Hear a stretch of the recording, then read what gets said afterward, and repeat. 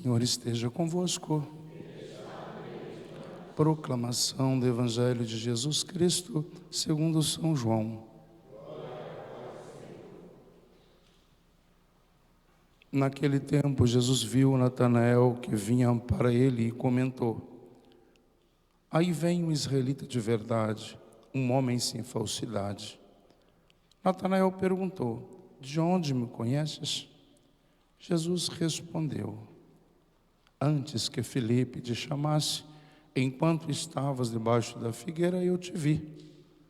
Natanael respondeu: Rabi, tu és o Filho de Deus, tu és o Rei de Israel. Jesus disse: tu crês porque te disse, eu te vi debaixo da figueira? Coisas maiores que esta verás. E Jesus continuou: em verdade eu vos digo, vereis o céu aberto e os anjos de Deus subindo e descendo sobre o Filho do Homem. Palavra da salvação.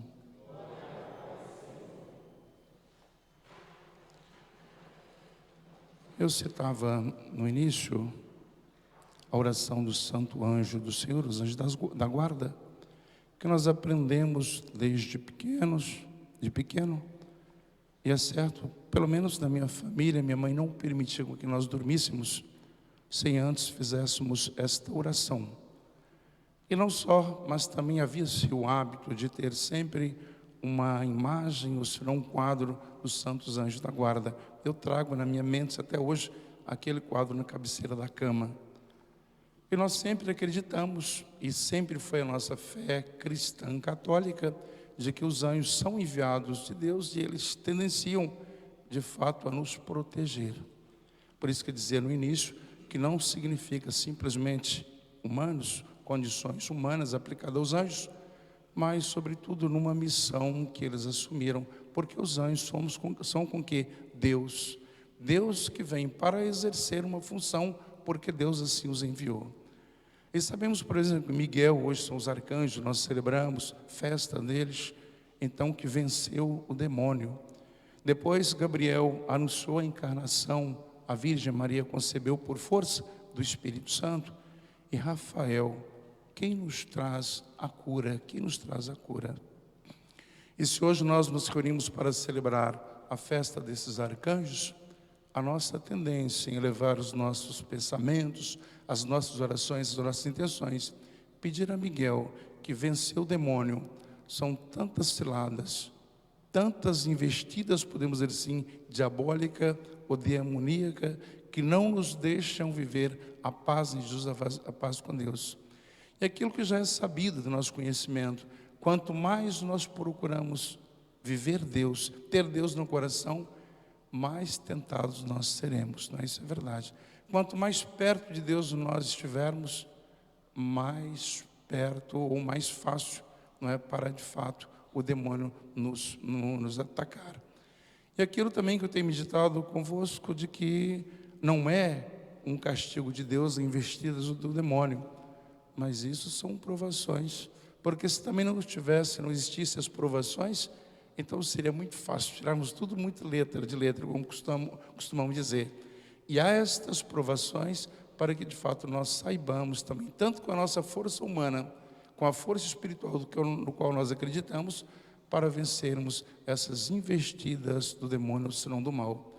Gabriel anunciou a salvação, a Virgem Maria concebeu por força do Espírito Santo. E aquilo que também nas ocasiões das festividades de Nossa Senhora nós meditamos dentro deste Evangelho de São Lucas, que enquanto Nossa Senhora não disse o seu sim, o arcanjo Gabriel não afastou dela. Então ficou à espera de uma resposta. Ficou à espera da resposta, porque aquilo também costumo meditar. A nossa liberdade tem uma grande valia, tem um grande valor. Dentro da nossa liberdade, então, tirar o demônio de perto de nós, ou as tentações, que nem o próprio Cristo foi isento disso.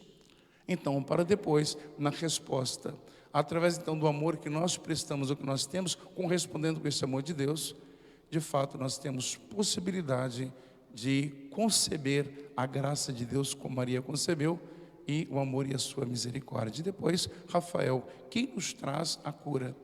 Se nós acharmos que nós não temos enfermidade, e se nós acharmos que somos perfeitos ou que temos saúde e abundância, então certamente na igreja não há lugar.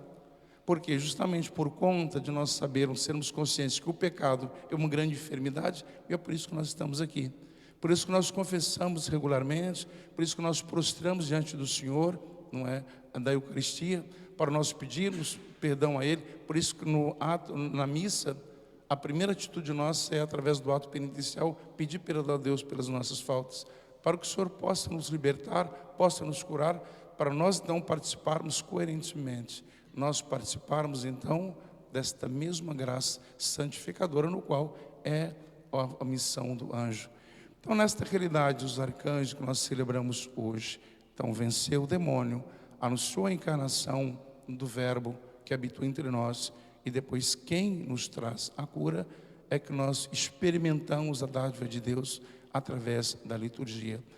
Através da primeira leitura, nós também deparamos com a realidade em que o profeta Daniel, ele coloca muito claro para nós de que, de fato, se nós conseguirmos, então sempre perseverar, assim que ele diz, eu continuava olhando até que foram colocados uns tronos e um ancião de muitos dias aí tomou lugar.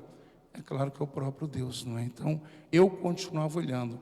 Enquanto nós peregrinamos, enquanto nós vivenciamos ou vivemos, enquanto nós experimentamos a dádiva de Deus, é o esforço para nós então percebermos onde Deus está falando, o que Deus está querendo de mim. Então, através deste olhar, a nossa perseverança neste mesmo olhar das coisas santas de Deus, para nós apreciarmos. E, sobretudo, acolher nossa alma para nós fazer valer, ou senão ressonância no coração daqueles que convivem conosco. Então, aqui eu penso que o profeta Daniel está colocando o nosso ato de perseverança. Como o anjo perseverou diante de Maria, esperando a sua resposta, o seu sim, porque todos nós esperávamos o sim de Maria para que a misericórdia de Deus pudesse nos visitar, assim também nós devemos perseverar, olhando constantemente, para nós acolhermos a misericórdia, ou senão acolhermos o amor de Deus em nossas vidas. Depois, através do evangelho de hoje, que São João, então depara com Natanael e expressa dessa forma tão direta. Aí vem um autêntico israelita, um autêntico, um homem sem medo de ser feliz. E justamente se Deus olhasse para cada um de nós e utilizasse a expressão, aí vem um cristão, aí vem um padre, aí vem um ministro da Eucaristia, não é? Sem nenhum fingimento, é um homem autêntico. Oxalá que o Senhor utilizasse a mesma expressão para cada um de nós, para nós então vivermos da condição de batizados e ungidos, justamente para que a misericórdia de Deus, a obra de Deus, possa ser completa em cada um de nós. Aí vem um israelita de verdade, um homem sem nenhum tipo de falsidade. Somos quantos de nós falsos, né? Somos tantos de nós que vamos em busca da mentira, quando na verdade é a verdade de Deus que nos liberta e que nos cura. Portanto, pela intercessão desses anjos, que não é outra coisa senão a intervenção do próprio Deus, que nós possamos viver e cada vez mais o desígnio de sermos santos, sermos perfeitos, para de fato nós vivermos então esse mistério da verdade e da autenticidade de cristãos que correspondem com a atenção de Deus em nossas vidas.